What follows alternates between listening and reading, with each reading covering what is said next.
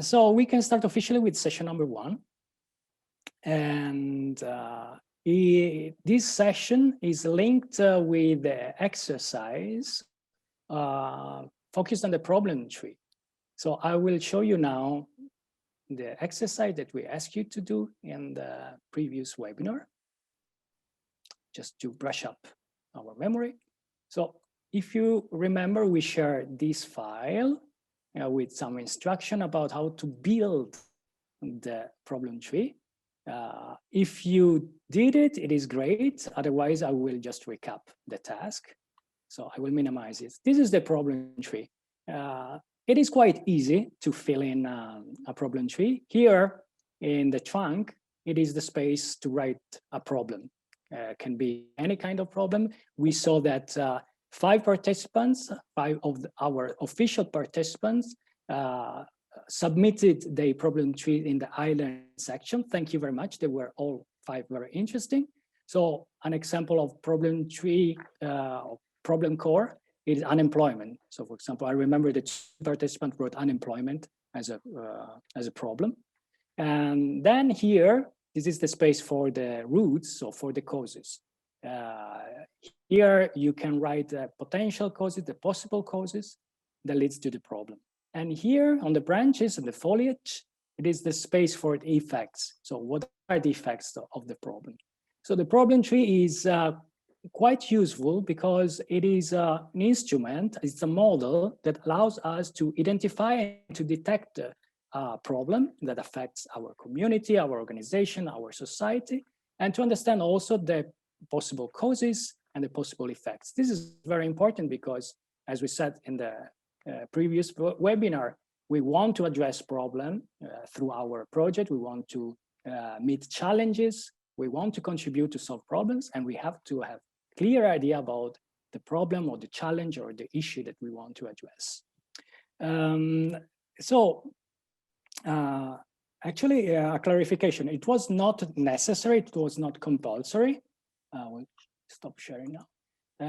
It was not compulsory to submit the solution or the result of the problem trees. So we thank very much the 5 participants who did it. Probably other participants, they did this homework, but they didn't submit the result. It's not a problem. We can just discuss about it. Maybe also the Facebook participants, they did also the exercise because their resources, they were public. We uploaded them and in the website of EMI. And in order to start focusing on this session, I would like to take 2 examples of exercise done by our participants. And since they were the 2 first participants who uploaded, so I asked the authorization to Abdu. If Abdu is here, I would like to show, if you have anything against, I would like to show your project tree solution, the project tree result. So Abdu, are you here? I'm here. Okay. So Abdu, do you have anything against if I share your problem tree result? And maybe we can comment it together? No, you can. Okay, great. So I will share now. I will look for your problem. Oh, sorry, it is not this. Second attempt. Here it is. Abdu. So I will minimize it a little bit. Can you see? Can't you see? Julia, is it visible? It's a little bit bigger. Yes. Okay. Okay. By the way, Julia, there is somebody still in the waiting room,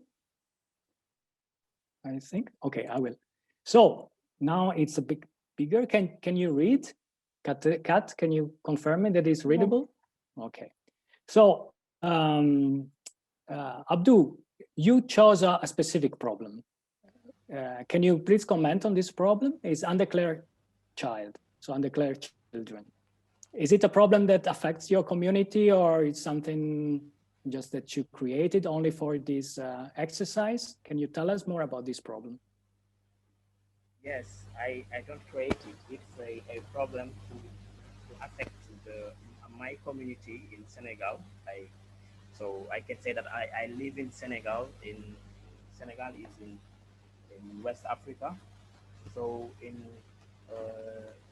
this problem, undeclared child, as we call it here, invisible child, because it's a big problem that persists until our so this 21st century. So it's a problem. The problem is localized in the most remote of localities, the localities who are so in villages. As I did it in the problem tree. So the causes is so the parents neglect to register the children their children say in the civil state of office, and they think that it's not necessary because they don't need it. And another problem is that the office where they can register their children may be so far to where they live. And another cause is about discrimination in some villages. Some parents think that women uh, they don't need to go to school. What they have to do is to stay at home and do the homeworks at home, to do some like cooking and yes, something like that. And they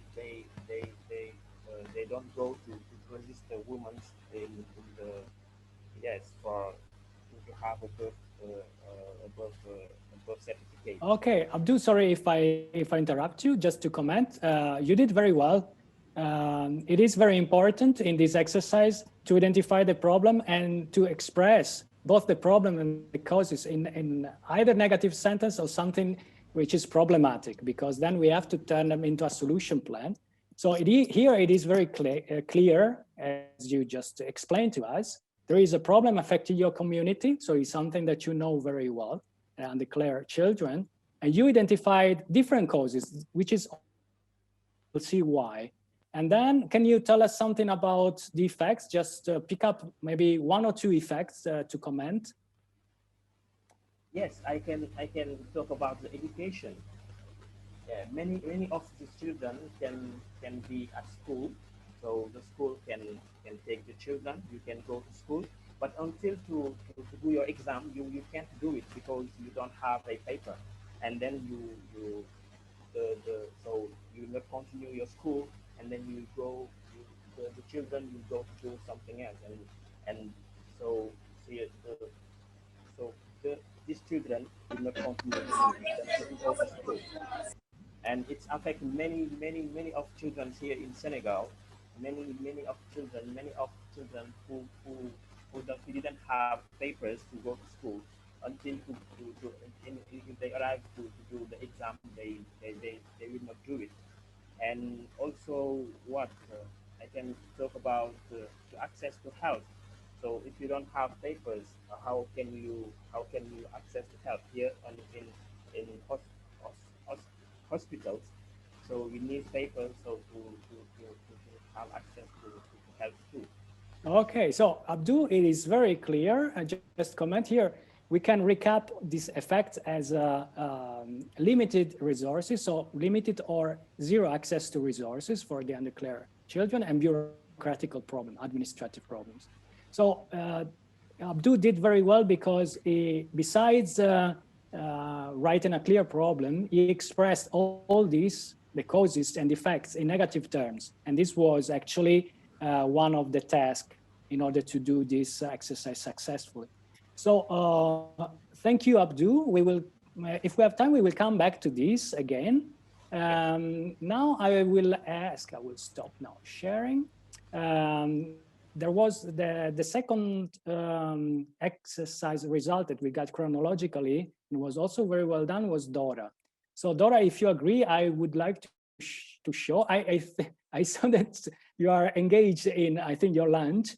But anyway, I will comment. So I would like to show also because your problem tree results were quite clear. So if you allow me to show, I will just show them. You can intervene if you want, but it is useful for us because it was a good example. So I understand that you gave me your authorization. So once again, I will share the screen. And here, I should find. And meanwhile, just to add that Dora is commenting on the chat that the problem tree is also something she's using in personal life and problems, and is very useful also for dealing with personal stuff, not Okay. projects.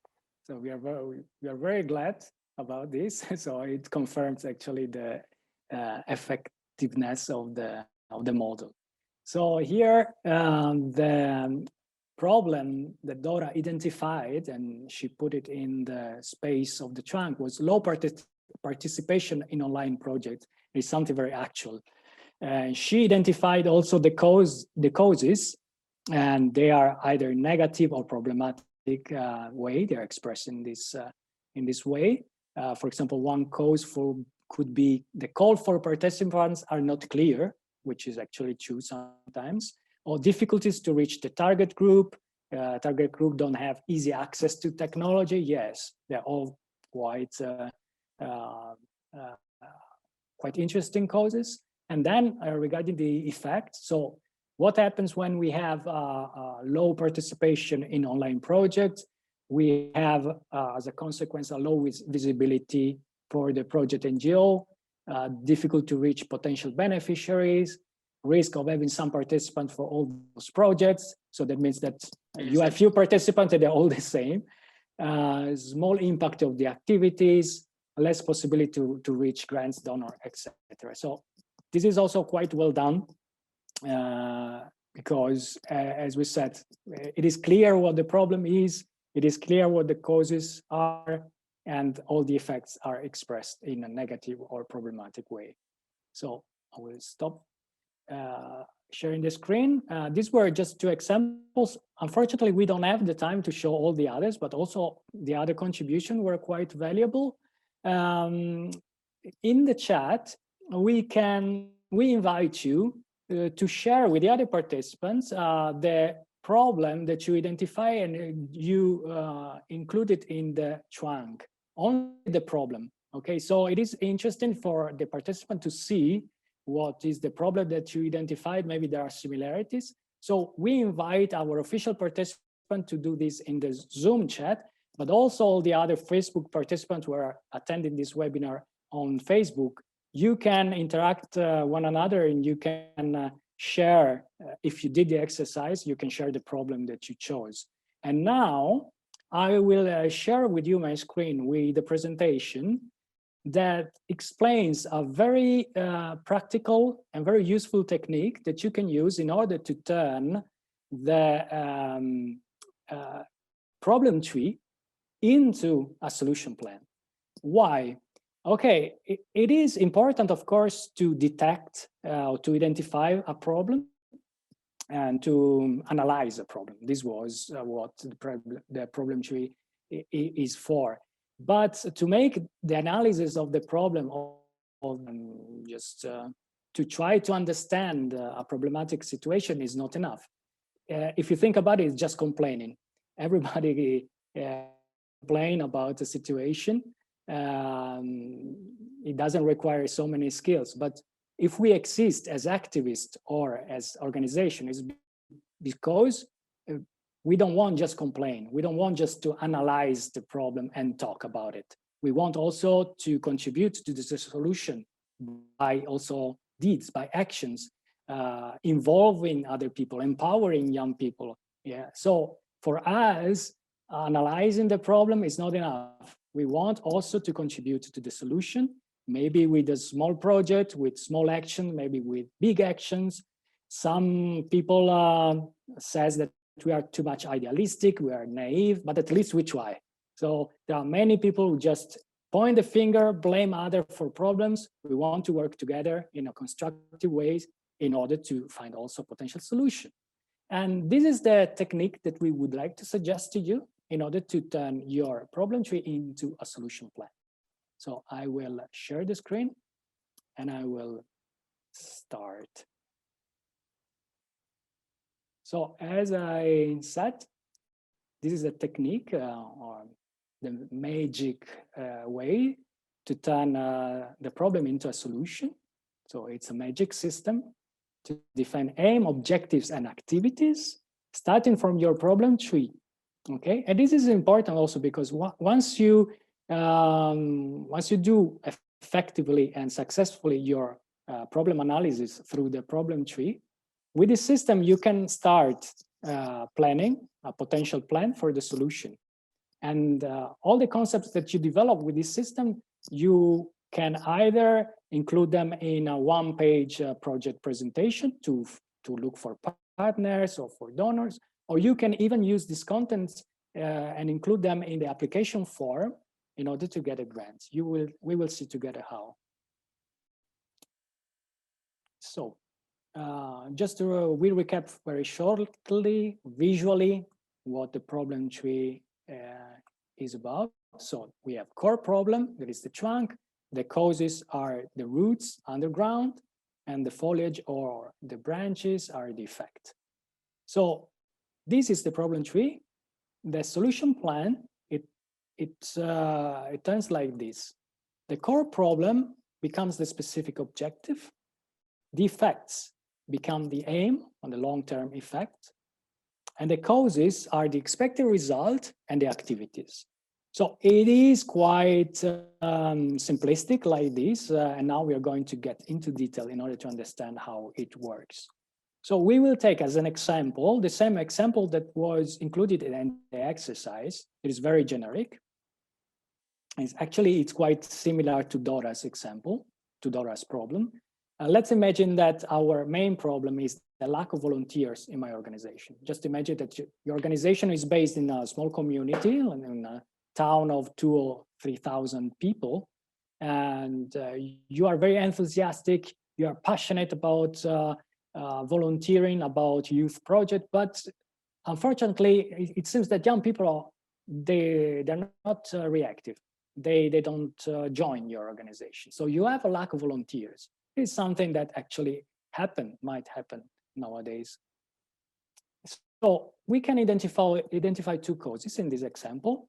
Either young people are not interested, this is very general, or we can think that maybe schools can help, but they do not promote volunteering. So if schools, which are one of the main important venue for young people to meet, if schools are not cooperative, they cannot spread the values of volunteering, and you don't have members in your organization because of this. What are the effects? That you cannot run activity because due to the lack of participants, unfortunately, you have many ideas for training, for work camps, or for other non-formal education actions, but unfortunately, you don't have participants, so the effect, you don't have activities. And this turns into a lack of learning opportunities for young people. So you have resources, you have idea, but you cannot organize activities, and in the community there are no formal education learning opportunities for youth. So using the model that we illustrated in the slides before, we can work like this. So we start with the problem, we turn them into a specific objective. So the problem is stated here in negative terms, lack of volunteers. So it is logic that my objective, a specific objective will be, I want to increase the number of volunteers in my organization, okay? So from the problem, you have an objective, okay? From something negative, lack of volunteers, you turn it into positive sentence. It is just the opposite. I want to increase the number of volunteers in my organization. Of course, this is not enough, because if you just present a project like this, let's imagine that you are looking for funds. And if you go to a potential donors in your small communities, and you say, I want just to increase the number of volunteers in my organization, the potential donor can say, okay, but this is quite selfish.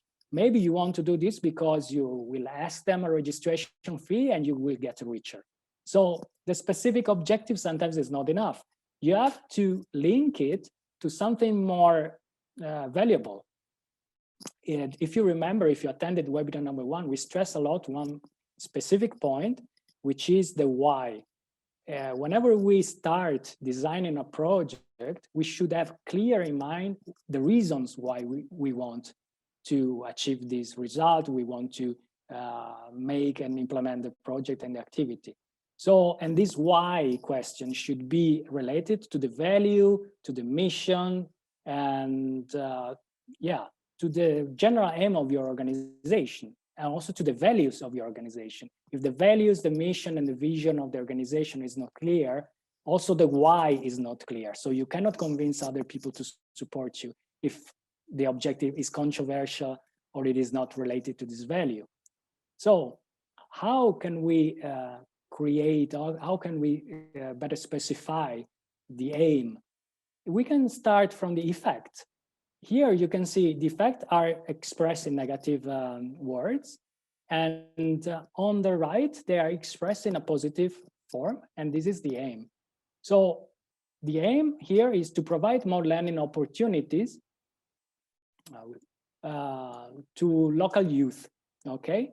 And if you think about it, this is exactly the same of the effect, but in the effect boxes, this is expressed in negative. So in the effect is lack of opportunities, it becomes more opportunities, more learning opportunities to local youth for growth and self-development. And I can link it to the objective. So like this, if I'm looking for support, if I'm looking for even money, or if I want to contact a donor, I can say, yes, I have an objective. The objective is to increase the number of volunteers in my organization, but there is something more.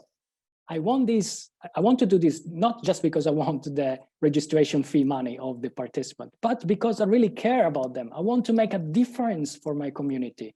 And the difference is, in this case, to provide them with more learning opportunities for the future, for the growth, for the self-development, for the future life.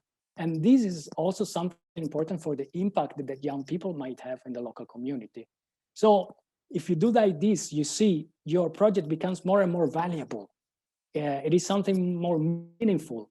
A potential donor cannot say, oh, you're selfish, or you're just thinking about your organization and that's all. You're just putting this into a larger perspective that can be easily understood. So starting from the effect, you can turn them into the aim. What about the causes? The same thing. Here, the causes are expressed in negative form. We have to turn it into something positive. But before doing this, we have to select the cause which is the most compatible with the resources of our organization. Just to make an example here, there are two potential causes. One is very general. Young people are not interested. Well, how can I turn this into something positive? This is something very, very challenging. Maybe it is too big for the resources of my organization. This is something that maybe the society at large can solve. Parents or government or the town itself, the mayor, the schools. So this is something too big and too general. So I can focus on the cause which is most compatible with the resources.